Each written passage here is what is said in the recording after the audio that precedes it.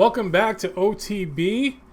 We are 2 days post-match of the Newcastle disasters, I'm going to call it. Debacle. Debacle. Right, the Titanic. Oh, I felt that one stung worse than the Arsenal defeat, but we'll talk about that at a different time.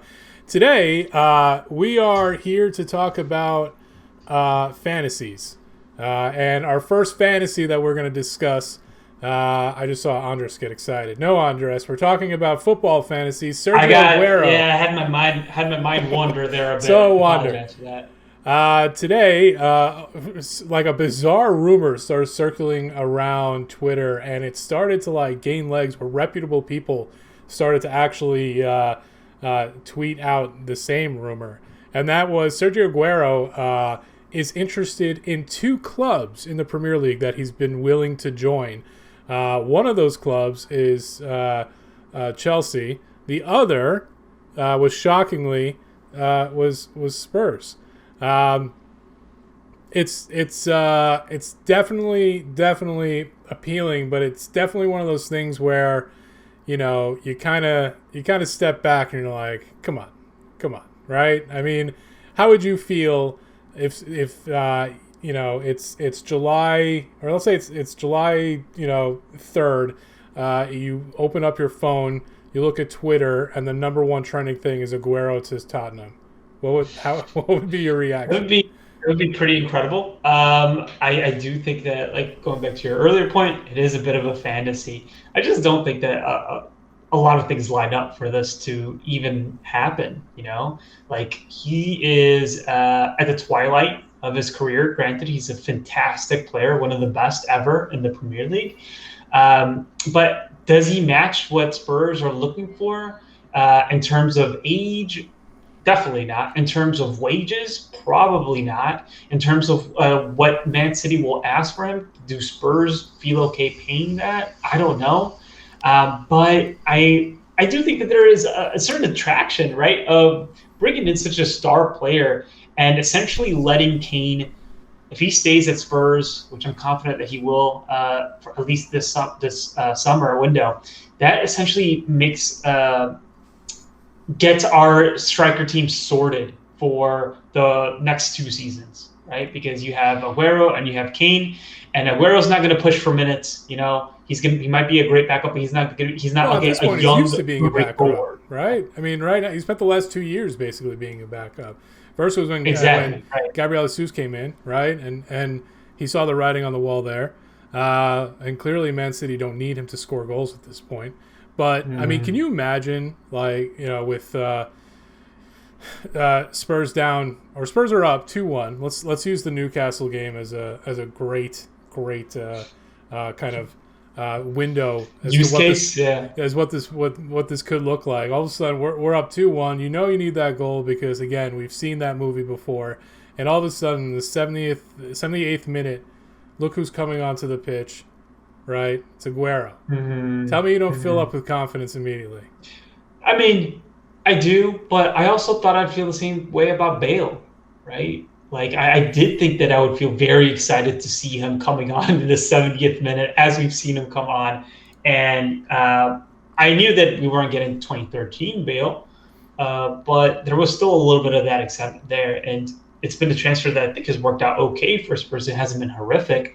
But I do wonder if our expectations would be checked a little bit more if Aguero does come. My question to you, John, is: do you pay $20 million for Vinicius on a 4 or 5 year deal, or do you get Aguero on a free with high wages on maybe like a 1 or 2 year deal? Well, I mean, I would rather pay Aguero in 25 million Vinicius wages, if that makes sense. Instead of buying Vinicius for 25 million, I'd rather put that money towards paying his wages since he's coming on a free, if he chose to sign with us. So yeah, absolutely, I would prefer that. And I think it's a bit more difficult for me because I guess I'm a bit more wary of a player, again in his twilight years, going to Spurs as a form to keep his checks keep flowing, right? But also, I do think that Vinicius, if at the right price, might be someone that we could rely on in the future. So I don't think Aguero is that. I think Aguero is another Band-Aid, and I think if he was to come in this first full season with Mourinho, I think that would have been phenomenal. But as a team reaches its logical, I guess, conclusion, like this team needs a refresh. Do we really want to add another very expensive older player that's just going to have to be replaced in another Yes. year or two? Yes. And I'll tell Yes, you is your why. answer. I Because don't we know. have no killer instinct right now. We Hmm. don't. I think we have. I think some of our players have the drive, but Pochettino said in like 2016, he said not everybody in this club has a desire to win. Now he might have been Hmm. talking about Daniel Levy. He might have been talking about management. He might have been talking about some of his own players. But he said Hmm. he had the worst feeling. Actually, it wasn't. It was like 2018. He said in 4 years of being here, he had the worst feeling. Was when he finally realized that not everybody in the organization has that desire to win. Um, Hmm. I think Aguero brings that desire. I think he brings that bit of nastiness. He's like the Lamelian striker. I don't Hmm. know. It fills me with a renewed sense of confidence, and maybe that's just like gullible fanship, and I'm fine in accepting that. But and the other flip side to that is, where would you rather see him playing in, in light In blues with Chelsea the number colors. 3 in front? I mean, or would you Hmm. rather see him coming on and playing maybe even a 4-4-2 with Kane, right? Hmm. I mean, so yeah, this would excite me if we get to a place where Bale doesn't come back, which in most likelihood he doesn't, but if we get to a place where he's not here, we have the wage room for it. For whatever reason, we sell off some pieces, we clear up Bale's wages. Maybe in this future, Mourinho's not even here. Yeah, I'd be totally fine with it. I'd be on board, and I'm not even embarrassed to say I would be a little bit excited because I've seen what he can do, and I think we need some of Hmm. that.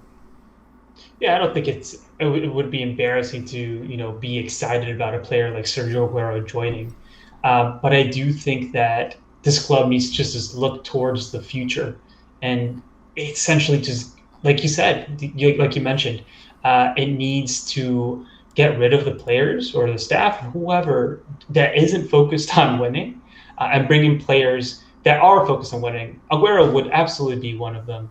I do think that there are players that better fit the profile that Tottenham typically look for out there.